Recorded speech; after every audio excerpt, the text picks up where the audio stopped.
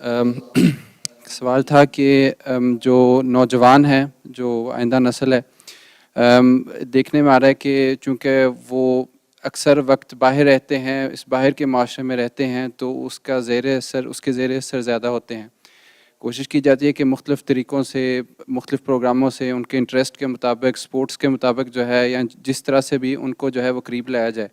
لیکن چونکہ جو وقت ان کا اس معاشرے میں گزرتا ہے وہ زیادہ ہوتا ہے اور اس کے وہ زیر اثر زیادہ آتے ہیں، تو بعض دفعہ ایسا احساس ہوتا ہے کہ ہم ان تک پہنچ نہیں پا رہے یا یہ بات ان پر زیادہ اثر نہیں کر رہی. تو ٹھیک ہے، نوجوان مربیان جو ہیں ان کا کام ہے نا، آپ لوگ یہیں پلے ہیں، یہیں بڑے ہیں، یہیں آپ نے گریجویشن کی ہے یا جو بھی تعلیم حاصل کی ہے، جو سیکنڈری اسکول کی تعلیم حاصل کی ہے، یا وہ کیا کہتے ہیں ابیٹور کیا یا جو بھی کیا، تو آپ لوگوں کو اس ماحول کا پتہ ہے، آپ بھی یہاں رہتے ہیں، تو اس کے مطابق دیکھیں کہ ہم کس طرح ان لوگوں کی تربیت کر سکتے ہیں.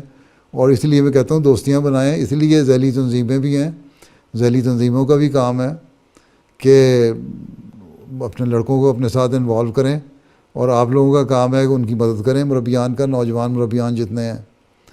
اس طرح کریں گے تو ان شاء اللہ تعالیٰ ٹھیک ہو جائے گا. یہ تو کوشش ہے. ٹھیک ہے، ماحول ہی تو چیلنج ہے ہمارے لیے. اس ماحول میں ہی ہم نے ان کے حالات کے مطابق کوشش کرنی ہے. کوئی نئی چیز تو نہیں ہے، کوئی نیا کوئی فارمولہ تو نہیں ایسا بن جائے گا کہ آپ اس کو اپلائی کریں گے اور سارے لوگوں کی اصلاح ہو جائے گی، ولی اللہ بن جائیں گے. کوئی نہیں بنے گا. نہ ایک دن میں آپ لوگ اپنے سارے ٹارگیٹ اچیو کر سکتے ہیں. یہ تو ایک مسلسل کوشش ہے تاکہ ان کو یہ احساس جماعت کے افراد سے تعلق پیدا رہے، اور ان کو یہ احساس ہوتا رہے کہ ہاں ہماری ایک اور ذمہ داری بھی ہے کہ جو ہم نے عہد کیا ہوا ہے دین کو دنیا میں مقدم رکھنے کا، اس کو بھی ہم نے پورا کرنا ہے. یہ احساس آہستہ آہستہ دلاتے رہیں. جتنا زیادہ رابطہ ہوگا آپ کی تنظیموں کا افراد جماعت سے یا ممبران جو ہیں ذیلی تنظیموں کے، ان سے، خدام سے، لجنہ سے، انصار سے، اتنا زیادہ اثر ہوگا. جتنا مربیان اپنے آپ کو زیادہ وقت دیں گے ان سے تعلق رکھنے کا، اتنا زیادہ اثر ہوگا. یہ تو ایک مسلسل کوشش ہے اور یہ جاری رکھنی ہے. ٹھیک ہے انشاءاللہ حضور. اس کے لیے کوئی ہارڈ اینڈ فاسٹ فارمولہ نہیں بنایا جا سکتا. ہر ایک کے حالات کے مطابق، ہر ایک کی شخص کی نفسیات کے مطابق یہ فیصلے کرنے ہوں گے. ٹھیک ہے جی، جزاک اللہ حضور. اور یہی ٹرسٹ کیا گیا آپ نوجوان مربیان پہ کہ آپ لوگ وہاں کے پڑھے لکھے جو ہیں وہ زیادہ بہتر طور پہ یہ تربیت کا کام کر سکتے ہیں. اگر آپ کی اپنی تربیت صحیح ہو جائے گی اور جیسا کہ میں نے شروع میں کہہ دیا تعلق باللہ پیدا ہو جائے گا، تو پھر آپ دیکھیں گے آپ لوگ انقلاب لانے والے ہی بن جائیں گے انشاءاللہ تعالیٰ.